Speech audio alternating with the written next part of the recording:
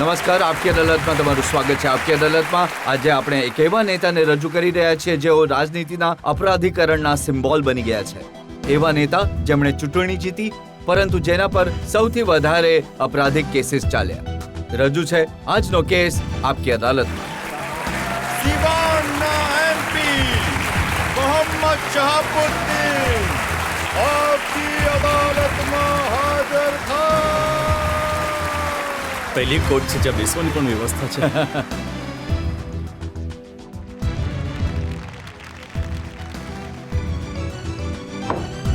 અદાલતની કાર્યવાહી શરૂ કરવામાં આવે. તો કેસ શરૂ થાય છે આપકી અદાલતમાં. પહેલો આરોપ મોહમ્મદ શહાબુદ્દીન પર. આપકી અદાલતમાં મોહમ્મદ શહાબુદ્દીન પર આરોપ છે કે તેઓ અપરાધ જગતના બાદશાહ છે. એ વાત સાચી છે કે તમારા જે વિરોધીઓ છે બિહારમાં, તેઓ તમારા આતંકથી, તમારા નામથી ધ્રુજે છે? નહીં, જો એવું રહેતે તો એમણે 3 લાખ વોટ કેવી રીતે મળશે? શું તમારો એટલો ડર છે કે જ્યારે ચૂંટણી થાય છે તો ફક્ત તમારા જ પોસ્ટર લાગે છે, માત્ર તમારા જ બેનર લાગે છે, કોઈ અન્યને? ડિપેન્ડ કરે છે ત્યાંના જે લોકો છે, જે જનતા છે. નહીં, બધાને લાગે છે જે જો તેઓને વોટ્સ લાગતા નહીં એમના બેનર, તો વોટ્સ મળે ક્યાંથી? તમારા જે વિરોધીઓ છે એમને કોઈ પણ પ્રકારનો ડર નથી તમારાથી? નહીં, બિલકુલ નહીં. કેમ કે એમના વક્તવ્ય જ્યારે અમે છાપામાં વાંચીએ છીએ તો તેઓ કહે છે કે શાહબુદ્દીન જ્યારે ઊંઘે છે તો હેન્ડ ગ્રેનેડ એમના ઓશિકા નીચે મૂકીને સૂએ છે. હું જુઓ તમારી સામે છું, એકલો છું, અને હું હંમેશા એકલો રહું છું. મારો કોઈ ફોટો એવો મારા હિસાબે નહીં હોવો જોઈએ, જો લગ્ન વગેરે પ્રસંગે નહીં હોવ, જેમાં મારા લશ્કરની સાથે હું ફરી રહ્યો છું. મને જોશો, એકલો જ જોશો. મેં સાંભળ્યું છે કે 10 તમારા એવા મિત્રો છે જેઓ હંમેશા તમારી સાથે ફરે છે અને તેઓ જ નક્કી કરે છે તમે કયા રસ્તે જશો, કઈ ગાડીમાં બેસશો. નહીં, બિલકુલ તમે આ સાચું કહ્યું. મેં સ્કૂલથી 10 નહીં, અમારી સ્કૂલમાં જેટલા પણ સાથી હતા તેઓ કોલેજમાં પણ રહ્યા. કોલેજ પછી પણ આજે રાજનીતિક જીવનમાં પણ જો તેઓ સર્વિસ પણ કરતા હોય તો મારી સાથે હોય છે. અને આ સત્ય છે કે લગભગ 500 લોકોની સેના છે જે તમારી સુરક્ષા કરે છે. પ્રાઇવેટ આર્મી છે તમારી. અત્યારે તો આ જ લોકો દેખાઈ રહ્યા છે મારી પાસે. મારી કોઈની સાથે લડાઈ જ નથી. જો તમારી કોઈની સાથે લડાઈ નથી તો સિવાનના જુદા જુદા પોલીસ સ્ટેશનોમાં તમારા વિરુદ્ધ 34 અપરાધિક કેસીસ શા માટે નોંધાયા છે? નહીં, બિલકુલ તમે સાચું કહ્યું. હું એનો જવાબ એવી રીતે આપું કે મને અત્યારે 2.5 વર્ષ થયા મારા ઘરે ગયાના. આ દરમિયાન જો મારા પર 8 કેસો દાખલ થાય છે, જેને મને એવું લાગે છે કે આવવાવાળા પ્રશ્નોમાં તમારા એ પ્રશ્ન હશે, હરણની છાલ રાખવાનો, હરણનો શિકાર કરવાનો. કેમ અત્યારે હું જણાવી રહ્યો છું કે જ્યારે મારા એબ્સેન્ટમાં, મારી ગેરહાજરીમાં 8 કેસો દાખલ થઈ શકે છે, જેનું પ્રમાણ છે હું જો 2 વર્ષ સુધી જણાવું છું. આજે 24 એપ્રિલની તમે જે વાત કરી રહ્યા છો, પ્રતાપપુર, જ્યારે તમારા ઘરે પોલીસ ગઈ, જ્યારે એમણે ત્યાં રેડ કરી, એની જે માહિતી મારી પાસે છે, ત્યાંના જે એસપી છે રતન સંજય, જી, અને ડીએમ CK અનિલ, આ બેઉ ગયા હતા રેડ કરવા. અને જ્યારે તમારા 11 ઘરોની તપાસ કરવામાં આવી, એમાં 80 જુદા જુદા બોરની ગોળીઓ, હોલ્સ્ટર્સ, નાઇટ વિઝન ડિવાઇસ, BHFની વોકી ટોકી, વાઘની છાલ, હિરણની 2 છાલો અને એક જીવતા હરણને મેળવવામાં આવ્યો. જો મારી પાસે લાયસન્સ છે આ જુદા જુદા બંદૂકોની, તો પછી આને તમે અવૈધ કઈ રીતે ડિક્લેર કર્યું છે? જો તમે વોકી ટોકીની વાત કરો છો, એની અનુમતિ જો ભારત સરકારે મને લાયસન્સ આપ્યું, જો તમે અન્ય બીજી વસ્તુઓની વાત કરી, નાઇટ વિઝનની, તો એના પણ કોસ્ચ્યુમ ક્લિયરન્સના ડોક્યુમેન્ટ્સ મારી પાસે છે. મેં હંમેશા વારંવાર બૂમો પાડીને કહ્યું છે કે જેમને બનાવવું હોય છે, ક્રિએટ કરવાનું હોય છે, કેસ તેઓ કરે જ છે. તમે શાહબુદ્દીનજી એ નથી જણાવ્યું કે જે જુદા જુદા પ્રકારની રાઇફલ્સ, બંદૂક, ઓટોમેટિક ગન્સ છે, તો શું કરો છો? કોઈ ઓટોમેટિક ગન નથી મારી પાસે. મારી પાસે 1932 થી, જે લોકો જાણતા હશે મને, મારા ઘરમાં 1932 થી બંદૂકો છે. જે પરિવારમાં 1932 થી બંદૂકો રહી હોય, એ પરિવાર 1932 થી કેવો રહ્યો હશે એ તમે અંદાજો લગાવી શકો છો. પોલીસે જે રિપોર્ટ લખ્યો છે એમાં લખ્યું છે કે જ્યારે SP રતન સંજય અને DM ત્યાં ગયા તો ગામના લોકોએ ત્યાં એક દરબાર લગાવ્યો અને ગામના લોકોએ એવી ફરિયાદ કરી કે અમુક લોકો પોતાના ઘરમાં અપરાધીઓને શરણ આપે છે, એમની પાસે અત્યાધુનિક હથિયાર છે અને આ બધા ગેરકાયદેસર ગતિવિધિઓમાં સંલગ્ન રહે છે, એ માટે આ રેડ કરવામાં આવી. પહેલી વાત તો તમારી પાસે વિડીયોગ્રાફી પણ હોવી જોઈએ. એણે જો લગાવ્યો જનતા દરબાર તો મને નથી લાગતું કે એક માણસ ત્યાં પણ ગયો હોય. એમના અધિકારીઓ હતા, કર્મચારીઓ હતા. ફરિયાદ કરવાનો પ્રશ્ન જ નથી. મારું ગામ આખા ડિસ્ટ્રિક્ટમાં જો તમે સિવાયની કોઈનાથી પણ રિપોર્ટ કરાવશો તો આખા ડિસ્ટ્રિક્ટમાં એક સારો યુનાઇટેડ માનવામાં આવે છે. એ મારા ગામમાં પણ કોઈ મતભેદ જો થઈ જાય, મારું બેકાર છે મારું પોલિટિક્સ કરવું, રાજનીતિ કરવું. આ તો પોલીસ કહે છે કે આટલા ડરે છે ગામવાળા કે તમારા વિરુદ્ધ કોઈ અવાજ ઉઠાવવા માટે તૈયાર નથી.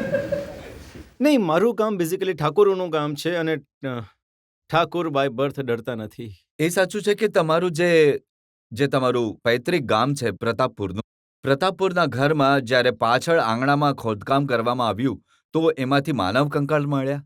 બિલકુલ, એસપી તો તમારા સાચું કરી રહ્યા હશે. તો તમે શૂટ પણ કરાવ્યું હશે, એના પર કેસ પણ થવા જોઈએ. કોના કંકાલ હતા એ તો એ જણાવી તો દો. એસપી જણાવી દે. હું તો 2.5 વર્ષથી બહાર રહ્યો છું. હું 2.5 વર્ષથી બહાર છું.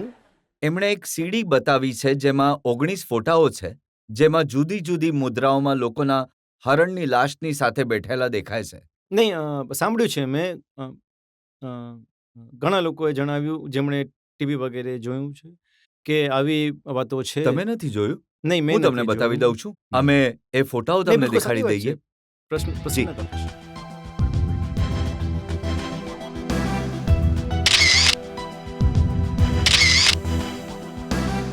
આ ફોટોસ છે જેમાં મરેલા હરણ સાથે તમે અને તમારા સાથીઓ બેઠેલા છો. ઘણી નજીકથી તમે જોઈ શકો છો એમને. આ તો કાયદાકીય અપરાધ છે. હા, અપરાધ છે.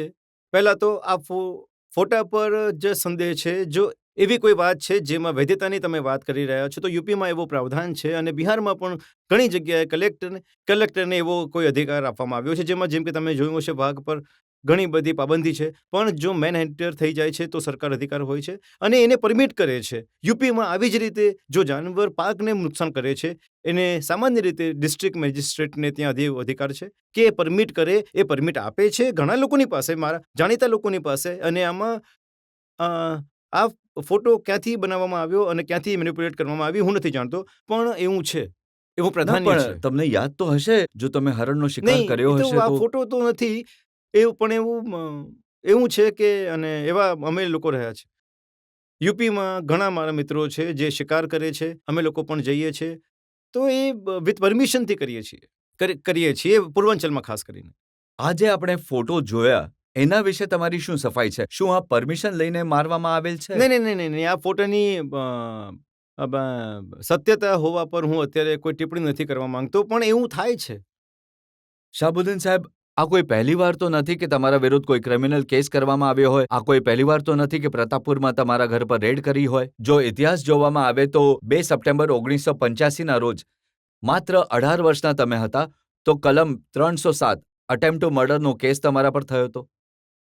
હવે આટલી જૂની વાત તો મને યાદ નથી. મને તો યાદ છે સારી નહીં, રીતે. બનાવવામાં આવેલ છે. તમે- નહીં, આ કેસ બનાવવામાં પણ આવેલ હશે, બનેલ હશે.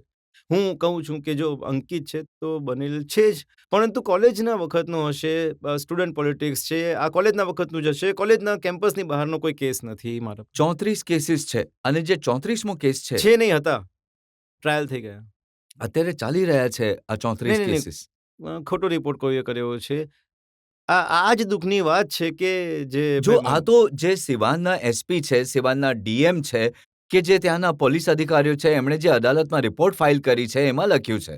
એમાં જ ફસાઈ ગયા ને તેઓ. એ ફસે છે કે તમે ફસાઈ રહ્યા છો? હું ક્યાંય નથી ફસાયો.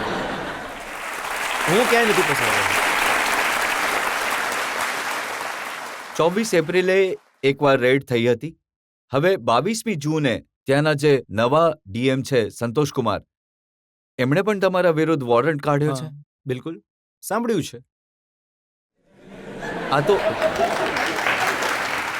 અને 24મી જૂને એમણે કહ્યું કે આ જે બ્લેક બક હરણને માર્યો એનો પણ કેસ રજીસ્ટર કર્યો. હા, બિલકુલ કર્યો હશે. જો તમે કહી રહ્યા છો તો તમને તો ખોટું નહીં કહી શકાય ને. શાહબુદ્દીનજી, હું તો એટલું જ જાણું છું કે જે વ્યક્તિ પર 34 કેસીસ ક્યારે ને ક્યારે ચાલ્યા હોય, ટ્રાયલ થયા હોય, એ વ્યક્તિ એકદમ સીધો સાધો તો ન હોઈ શકે. મેં ક્યારેય નથી કહ્યું કે હું કોઈ મઠનો મઠાધીશ છું, કે હું બસ મારું કામ ઘણી ઈમાનદારીથી કરું છું અને ઘણી બેફિકરીથી બોલું છું. તમે જ્યારે બેફિકરીથી બોલો છો ત્યારે આરોપ એવા લાગે છે કે તમારી જે રાજનીતિક તાકાત છે એનો ઉપયોગ કરો છો તમે પોતાના અપરાધોને બચાવવા માટે. આને લઈને નહીં, પણ મારી પાસે એમાં આરોપો છે, સૌથી પણ પહેલા- આનો જવાબ તમે આપો એ પહેલા આપણે એક બ્રેક માટે રોકાઈશું અને બ્રેક બાદ આ કેસ ચાલુ રહેશે મોહમ્મદ શાહબુદ્દીન પર.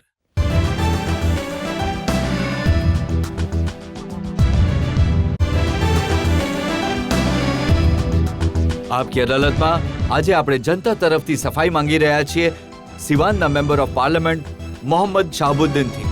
આપકી અદાલતમાં મોહમ્મદ શાહબુદ્દીન પર આરોપ છે કે એમણે રાજનીતિનું અપરાધીકરણ કર્યું છે.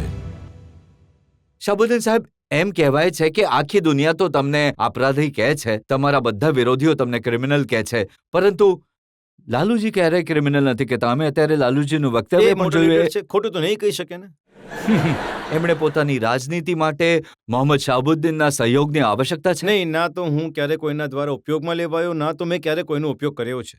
હું તમને એવું નથી રિસેન્ટ કર્યું. એક્ઝામ્પલ આપું છું. જે સમયે બિહારમાં એસેમ્બલીની ચૂંટણીઓ થઈ રહી હતી, તમને જેલ જવું પડ્યું હતું, ત્યાંના ડીએમએ તમને તમારા એરિયામાં સિવાનમાં આવવા પર પ્રતિબંધ મૂક્યો હતો. હું 2 વર્ષથી જેલમાં હતો અને એના પર ક્રાઇમ કંટ્રોલ એક્ટ ડિસ્ટ્રિક્ટ મેજિસ્ટ્રેટે લગાડ્યો. એના પર કમિશનરનો જે ટ્રાયલ થઈ એમાં કમિશનરે કમેન્ટ કરી કે ઘણી જ ઉત્તેજનાથી પૂર્ણ થઈને ડિસ્ટ્રિક્ટ મેજિસ્ટ્રેટે આ પગલું ઉપાડ્યું જે ન્યાયપૂર્વક પણ હું નથી. શાહબુદ્દીન સાહેબ એ યાદ કરાવું છું તમને કે 27 ફેબ્રુઆરીએ જ્યારે ચૂંટણી પતી ગઈ, ઇલેક્શનની પ્રક્રિયા પતી ગઈ, રાબડી દેવી એ ફરીથી મુખ્યમંત્રીનું કામ સંભાળી લીધું. જ્યારે ચૂંટણીના પરિણામો આવતા હતા, એમણે તમને પાછા આવવાની પરવાનગી આપી દીધી. નહીં, બિલકુલ આપી, અને જે દિવસે આપી એની સવારે એમણે વધુ એક ક્રાઇમ કંટ્રોલ એક્ટનો કેસ શરૂ કરી દીધો જે હમણાં ચાલી રહ્યો છે.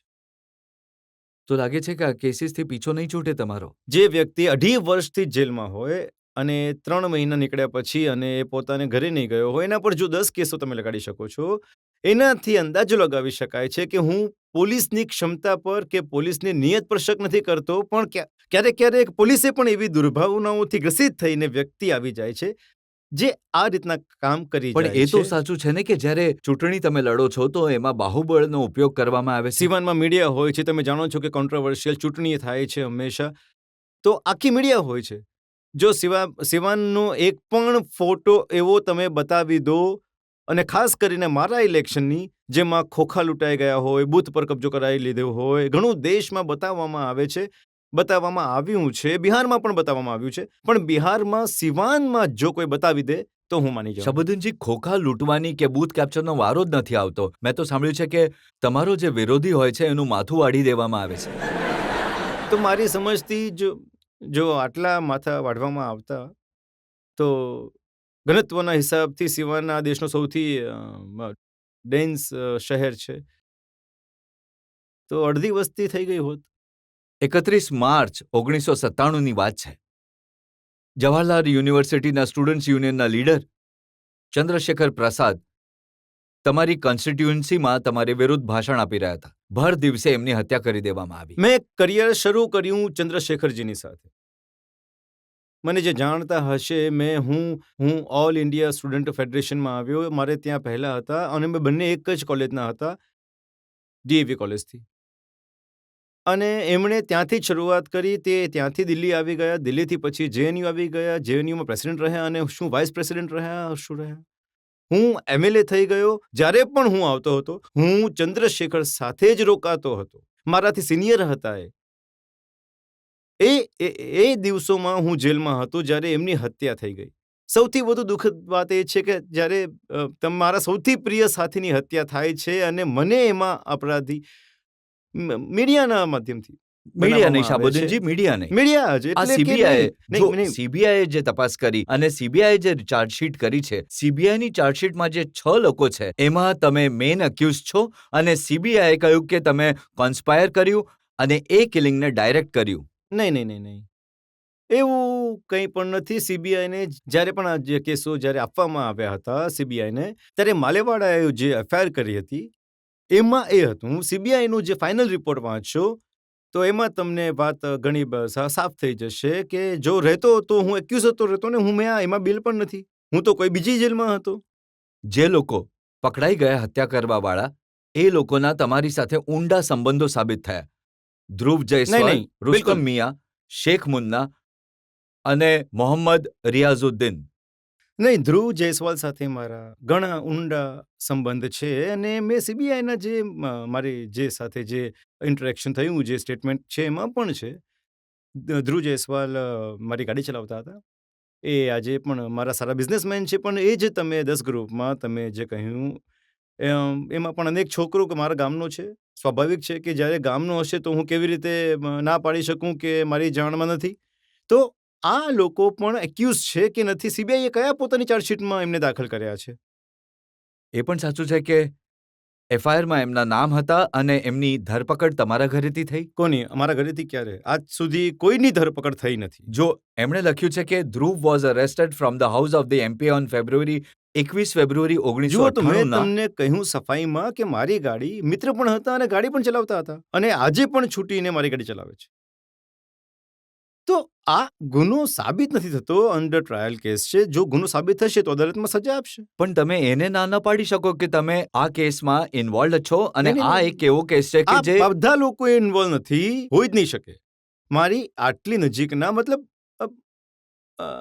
ચંદ્રશેખરના વિશે વિચારવું પણ મારા માટે પાપ છે. શાહબુદ્દીનજી, જે ચંદ્રશેખર પ્રસાદને તમે પોતાનો મિત્ર કહી રહ્યા છો, એમની માં તમારા વિશે શું કહે છે, જરા જોઈ લઈએ એકવાર. તો મારો એકમાત્ર દીકરો ચંદ્રશેખર હતો. એ તો મારો બુઢાપાનો સહારો હતો. મારો કાળજાનો કટકો, મારો રતન તો લઈ લીધો, તો હવે જીવવા અને મરવામાં કોઈ ફરક નથી રહ્યો. મને ગોળી મારી દેશે, હું તો આમ જનતાની વચ્ચે કહેતી હતી, એ સાહેબના ગુંડાઓ આવો અને મને મારો.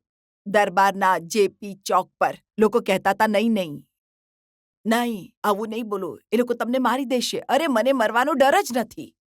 અચ્છા, આ જો એટલા સારા મિત્ર હોત તો એમની માં આવી વાત કરત તમારા વિશે. માને છોડો, કમેન્ટમાં છે, કમેન્ટ હું નહીં કરી શકું, પણ તમે એમના જ મોઢે સાંભળો કે એમણે મને ચેલેન્જ કર્યો કે આવ મારી દે, હું સાક્ષી છું.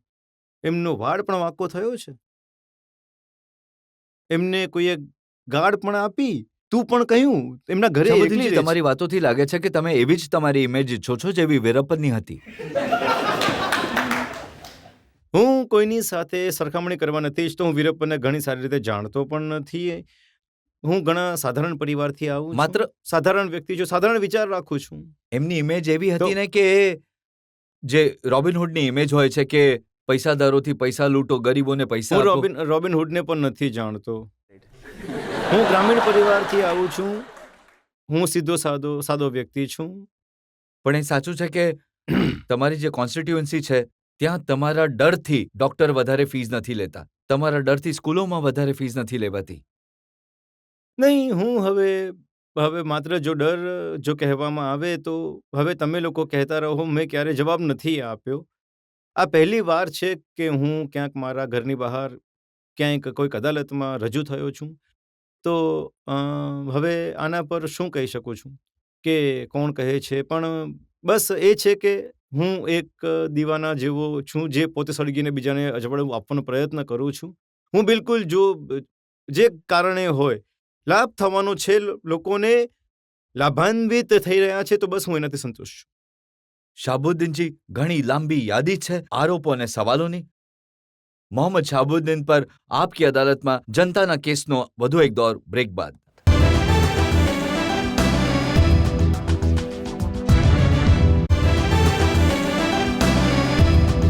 આપકી અદાલતમાં આજે આરોપો અને સવાલોના ઘેરામાં છે સિવાનના member of parliament Mohammad Shahabuddin. આપકી અદાલતમાં મોહમ્મદ શહાબુદ્દીન પર આરોપ છે કે એમણે તાકાતનો દુરુપયોગ કર્યો છે. શાહબુદ્દીન સાહેબ, લોકો કહે છે કે સિવાનના વિસ્તારમાં કોઈ ઓફિસર એવો નથી જે તમારા પ્રભાવથી બચી શકે. હવે આને કેવી રીતે હું પ્રમાણિત કરું? આ એક એવો પ્રશ્ન છે કે જેનો કે પ્રમાણિકતા કે અહીં નહીં મળી એ શકે. હકીકત નથી હું કે પણ એ કહી શકું છું કે હું જ્યારે પણ કોઈ અધિકારના સ્થાનાંતરણ કે પદસ્થાન પર દખલગીરી નથી કરતો. જો હવે હાલમાં જ જે ડીએમ હતા, જ્યારે એમણે તમારા વિરુદ્ધ વોરંટ ઇસ્યુ કર્યો ત્યારે એમનું ટ્રાન્સફર થયું કે ન થયું? કોર્ટે નિર્દેશ કર્યો, ચીફ જસ્ટિસે નિર્દેશ કર્યો કેમ કે આ ડિસ્ટ્રિક્ટ મેજિસ્ટ્રેટ 5 જગ્યાએથી હટાવવામાં આવેલ હતા અને એમના 3 કમિશનર એમના પર પ્રોસિડિંગ ચલાવવામાં આવેલ છે અને એમની જાણકારી મેળવી શકો છો કે એમનો સીઆર બિહારમાં આજ સુધી જેટલા પણ અધિકારીઓ છે એમનાથી બધાથી સૌથી ખરાબ છે. શાહબુદ્દીન સાહેબ 15 વર્ષથી જ્યારે તમારી પાર્ટીની સરકાર હોય તો એમનો સીઆર તો સારું હોઈ ના શકે, જે તમારા વિરોધી છે. હવે પાર્ટીની તમે વાત કરી રહ્યા છો તો આ લાંબી વાત થઈ ગઈ. એ ઘણા મોટા માણસો છે, હું તો ઘણો નાનો માણસ છું આ મામલે. આ મોટા લોકો જણાવશે. હું તમને ઉદાહરણ બીજા યાદ કરાવું છું. 16 માર્ચ 2001 બચ્ચુ સિંહ મીના, પ્રતાપપુરના એસપી, એમણે તમારા ઘરે જઈને તપાસ કરી, એન્કાઉન્ટર થયું અને ઘણા બધા અપરાધીઓ માર્યા ગયા. તમારા ઘરેથી નીકળ્યા હતા એ લોકો. એ સમયે પણ મારી સરકાર હતી. મારી સરકાર જો ઇન્ટરફિયર કરતી, જો દખલગીરી કરતી તો રોકી શકતી હતી. અને બીજી વાત, બચ્ચુ સિંહ મીના કેમ ગયા એ હું જણાવી દઉં છું. એક ડીએબી કોલેજ છે જેમાં એક ડીએસપીનો છોકરો એક્ઝામ આપી રહ્યો હતો અને જેના પર પેપર અને કોપી બહાર લઈ જઈને લખવામાં આવી રહ્યા હતા. મને પ્રિન્સિપલ પીએન પાઠક આજે પણ છે, પ્રભુનાથ પાઠક, એમણે ફોન કર્યો કે આવું થઈ રહ્યું છે. હું ઈમાનદારી પોતાની જાતને ગ્લાનિનો અહેસાસ થઈ રહ્યો હતો કે આ બધા છોકરાઓ હું રોકી રહ્યો છું અને આ છોકરાઓ એક એકલો અને ડીએસપી બેસીને લખાવી રહ્યો છે. હું ત્યાં, એ મારી ભૂલ હતી કે અનધિકૃત રીતે હું ત્યાં ગયો. મેં એને કહ્યું કે તારે એક્ઝામિનેશન હોલમાં બેસવું પડશે. કહ્યું કે તમને કોણે અધિકાર આપ્યો? મેં કહ્યું કે તને કોણે અધિકાર આપ્યો છે? એણે એક કાગળ દેખાડ્યું કે મને અહીં પ્રતિનિયુક્ત કર્યું છે એસપીએ. પછી તું મેં થઈ ગઈ, થોડી ઘણી ધક્કામુક્કી થઈ ગઈ. એના પછી એમણે એક કેસ દાખલ કર્યો. આ જે ફેક્ટ છે, સચ્ચાઈ જે છે, તમે પણ તપાસ કરો. આ કમિશનમાં વાતમાં છે, કમિશનમાં આવી છે આ વાતો. બસ એના પછીથી આ વાતો એક્ઝામિનેશનમાં એક અધિકારીના છોકરાના કદાચારને રોકવા માટે આ તમામ જો ઘટનાઓ હું થઈ. તમારી વાત માની પણ લઉં કે આ સત્ય છે, પરંતુ શું આ સત્ય નથી કે સવારે 11 વાગ્યાથી લઈને સાંજે 5 વાગ્યા સુધી તમારા ઘરમાં જે લોકો હતા એમની અને પોલીસની વચ્ચે એન્કાઉન્ટર થયું?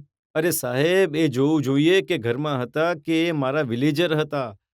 આ તો ડોક્યુમેન્ટ્સ એને બિહાર સરકારે નોકરી આપી છે. એક મિનિટ.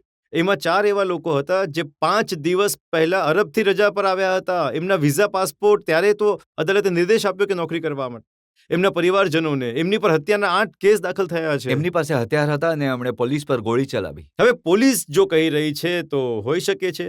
અમેરિકાથી હથિયાર લાવ્યા હશે, કોઈ લોકો અરબથી આવ્યા હશે, તો આના પર હું કંઈ નહીં કહી શકું ને. પણ એમણે એ પણ લખ્યું કે જ્યારે ઘરની તપાસ થઈ તો સાક્ષીઓના કહેવા અનુસાર શાહબુદ્દીન સાહેબ એ જ જગ્યા પર રહે છે. એમના પલંગના ગાદલાની માથાની તરફ નીચે સંતાડેલા હેન્ડ ગ્રેનેડ મળી આવ્યા. મારી પથારીની નીચેથી. હા, કદાચ ઓશિકાની નીચે મૂકીને સૂતા હશે તો. હું પરણેલો માણસ છું અને બાળકો પણ મને છે. હેન્ડ ગ્રેનેડ આટલી સેન્સિટિવ વસ્તુ હોય છે કે હું તો જઈશ જ જઈશ, કે તમે તો જશો જ જશો, સાથે બાળકો હું પણ તમને જશે. એક બીજું ઉદાહરણ આપું છું. 4 મે 1996નું સિવાનના એસપી એસકે સિંઘલે આરોપ લગાડ્યો કે તમે એમના પર ફાયરિંગ કરી. આ લાગ્યા હતા કેસ. હું એની ના નથી કહેતો. કેસ દાખલ થયા હતા. કઈ પરિસ્થિતિઓમાં નોંધાયા, કેવી રીતે દાખલ થયા હતા. હું ઇલેક્શનના દિવસોની વાત છે. 2 ડિસેમ્બર 2003 મુઝફ્ફરના આરક્ષી મહાનિર્દેશક મલ્હોત્રા સાહેબે 77 પાનાનો ગોપનીય રિપોર્ટ આપ્યો, જેમાં એમણે કહ્યું કે શાહબુદ્દીન હાર્ડકોર ક્રિમિનલ છે. યશવંત મલ્હોત્રાનું નિવેદન છે કે કોલ્ડ બ્લડેડ મર્ડરર છે શાહબુદ્દીન. નહીં. ગોપનીય રિપોર્ટની મને શું ખબર? હું તો બસ તમારી સામે છું, જેવી રીતે છું, જેવો છું. બસ જો ચહેરાથી અપરાધી લાગતો હોઉં તો એમાં મારો કોઈ દોષ નથી, ઈશ્વરનો છે. જો વ્યવહારથી હું લાગતો હોઉં એમાં મારો દોષ છે. હું પ્રયત્ન કરીશ કે હું સુધારી લઉં. હું તો તમને એક પછી એક એ વિસ્તારના કાં તો ડિસ્ટ્રિક્ટ મેજિસ્ટ્રેટ છે ગોપનીય અથવા તો તમે પોલીસ કહ્યું તો ઓફિસર ગોપનીય છે. રિપોર્ટ તો મારી પાસે આવતો નથી. તમારી પાસે તો બધા રિપોર્ટ આવે છે. એવું ન બને કે શાહબુદ્દીન સાહેબને ખબર ન હોય. એક તરફ સીકે અનિલ, એક બચ્ચુ સિંહ મીના, એક એસકે સિંઘલ, એક યશવંત મલ્હોત્રા, બધા પોલીસ ઓફિસર્સને તમે જ મળ્યા કેસીસ ફાઇલ કરવા માટે? નહીં, મેં તમને પહેલા પણ કહ્યું કે કંઈ મારા બનાવટમાં ઈશ્વરે, ખુદાએ ભૂલ કરી હોય તો હું એના પર કંઈ નહીં કરી શકું. પણ જે મારું આચરણ છે, જે મારું ચરિત્ર છે, એ તમારી સામે છે.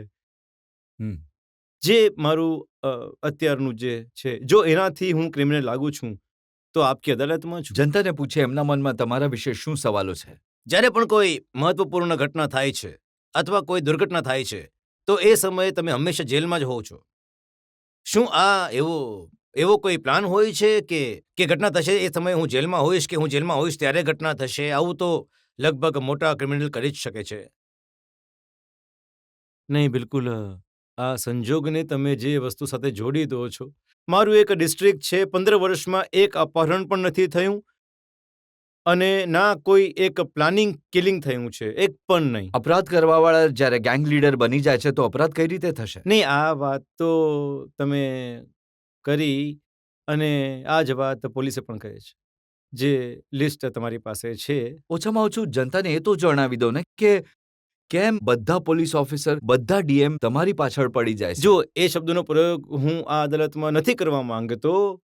શું કારણ છે? જો ફાતિમા જે મજબૂત થાય છે એ તો આઈએસઆઈ બની જાય છે, શાહબુદ્દીન મજબૂત થાય છે તો આઈએસઆઈ થઈ જાય છે, અનરાબુલ મજબૂત થઈ જાય છે તો આઈએસઆઈ બની જાય છે. કે કેમ આ સમાજની કઈ બનાવટનો હિસ્સો છે? કેમ આવું થાય છે અમારા લોકોની સાથે? શું અમને અધિકાર નથી કે મજબૂતીની સાથે અમારી વાતોને રાખે? જો અમારી વાતોને રાખીએ તો અમે આઈએસઆઈના એજન્ટ બની જઈએ છીએ. આવું કેમ થાય છે? મારી સાથે જ કેમ થાય છે? અને અડવાણીજી જઈને ત્યાં જિન્નાના વખાણ કરે છે પાકિસ્તાનમાં તો કંઈ નથી થતું. આ માઇનોરિટીની સાથે અકલિયતની સાથે કેમ થાય છે? લાગે છે કે ઘણી ચાલાકીથી તમે એ વાતનો ફાયદો લેવાનો પ્રયત્ન કરો છો કે તમે માઇનોરિટી છો. હું 15 વર્ષથી રાજનીતિમાં છું. 30 વર્ષની એક નોકરી હોય છે. હું અડધી નોકરી કરી ચૂક્યો છું. મને કોઈ ચાલાકીની આવશ્યકતા નથી, પણ તમે મને તક આપી છે મારી પેરવી કરવાની, મને તક મળી છે તો મને હક પણ મળે છે. જો આ તકની સાથે કોર્ટ મને પરમિશન આપે છે પોતાની પેરવી કરવાની, તો એની સાથે સાથે આ હક આપે છે કે ઘણી સફાઈથી સારા અને ખરાબ બંને પક્ષને હું રાખું છું. શાહબુદ્દીન અને હું સાહેબ, રાખવાની કોશિશ કરી તમને રહ્યો પૂરો છું. અધિકાર છે તમારી સફાઈ આપવાનો, પણ આ ફક્ત નાના મોટા ક્રિમિનલ કેસીસ નથી, ઘણા ગંભીર નહીં, એવું અપરાધ, દેશદ્રોહના અપરાધ તમારી ઉપર હા, લાગેલા બિલકુલ. છે. આના પર આપણે ચર્ચા કરીશું પણ એક બ્રેક બાદ.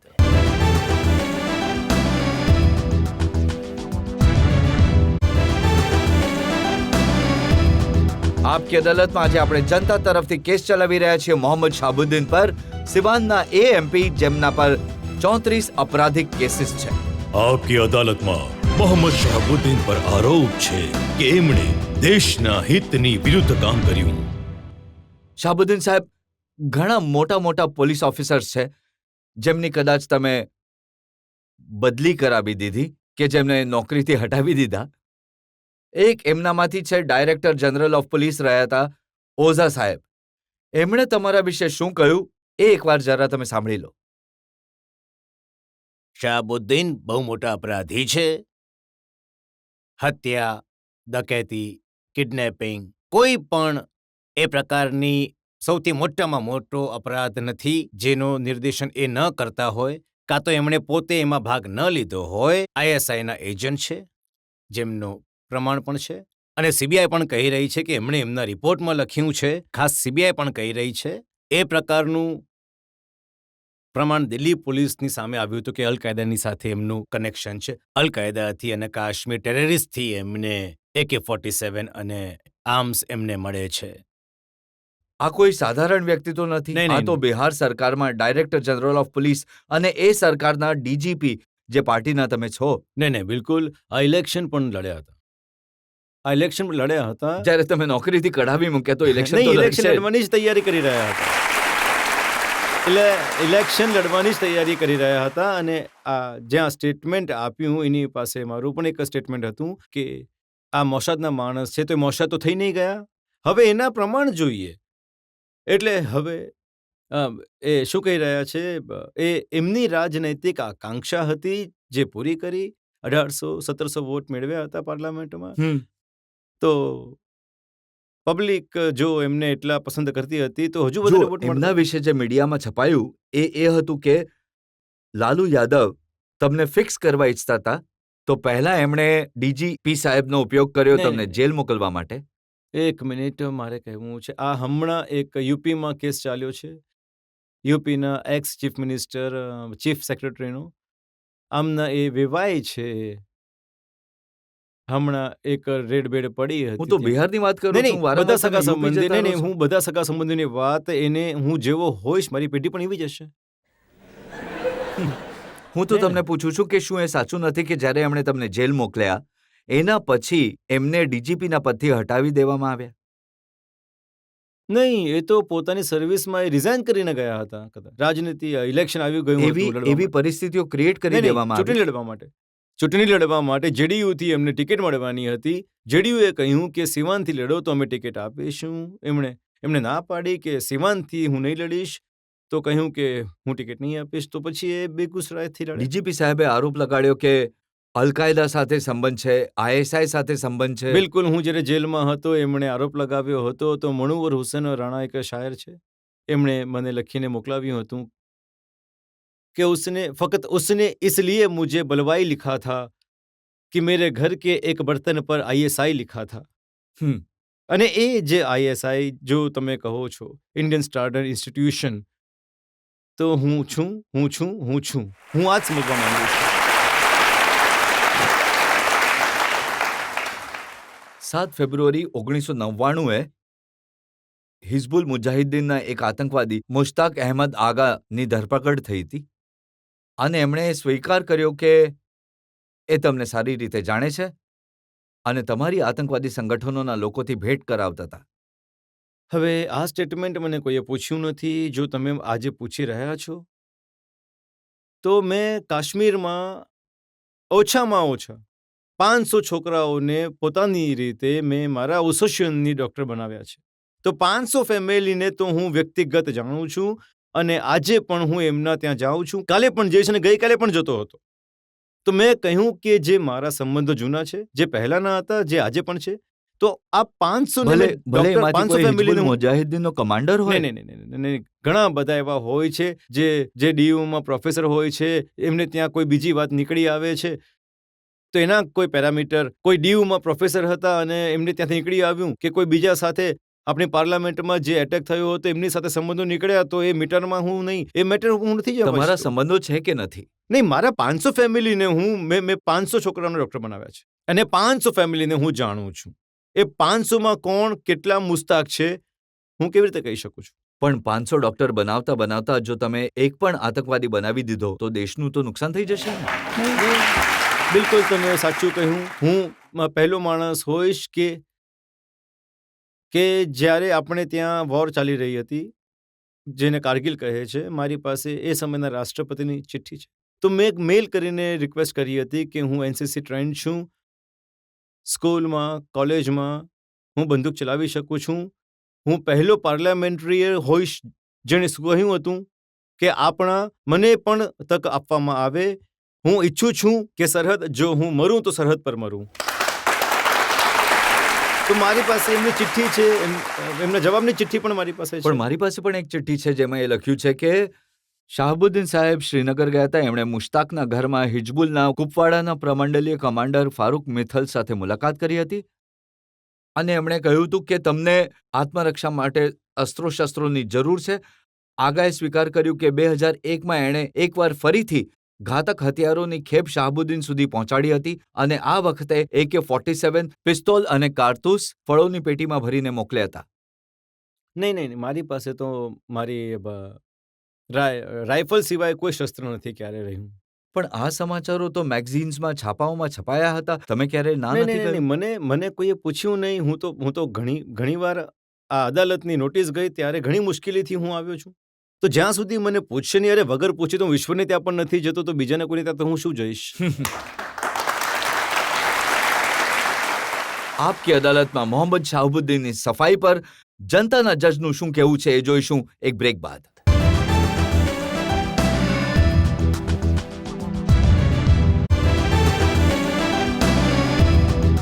આપકી અદાલતમાં આજે આપણે સફાઈ માંગી રાજનીતિમાં અપરાધીકરણના સિમ્બોલ બનેલા મોહમ્મદ શાહબુદ્દીન પાસે. અમે એમને પૂછ્યું એમના પર ચાલી રહ્યા 34 અપરાધિક કેસીસ વિશે. હવે સમય છે આજના કેસ પર જનતાના જજ ફોર્મર ડીજીપી પ્રકાશસિંહના નિર્ણયનો. મેમ્બર ઓફ પાર્લામેન્ટ મોહમ્મદ શાહબુદ્દીનની વિરુદ્ધ જે આરોપ લગાડવામાં આવ્યા છે એમના વિશે પ્રોસિક્યુશનને જે તથ્ય પ્રસ્તુત કર્યા છે અને મોહમ્મદ શહાબુદ્દીન મહોદયે જે પોતાનું ડિફેન્સ આપ્યું છે એ બધા પર વિચાર કર્યા બાદ મને એવું પ્રતીત થાય છે કે એમની વિરુદ્ધ વાઇલ્ડ લાઇફ પ્રોટેક્શન એક્ટ ઉલ્લંઘન અને આર્મ્સ એક્ટની અવગણના બંનેના આરોપોમાં દમ છે, કારણ કે એમણે જે દલીલો રજૂ કરી છે એ મને કન્વિન્સિંગ નથી લાગતી. એના સિવાય ચંદ્રશેખરની હત્યાના સંદર્ભમાં પણ એમના જે વિરુદ્ધ જે સાક્ષી છે એ ઘણા ગંભીર છે અને એના વિશે સીબીઆઈએ અને અગ્રિમ વિવેચના કરવી પડશે. પોલીસ પર ગોળી ચલાવવાનો આરોપ પણ ગંભીર છે. ગોળી ચલાવ્યા વિશે પણ મેમ્બર પાર્લામેન્ટ મહોદય જે એમના સહયોગીએ ચલાવી, ભલે એમણે પોતે નહીં ચલાવી હોય, એમણે જે વાતો કહી એ પણ ઘણી કન્વિન્સિંગ નહીં હતી.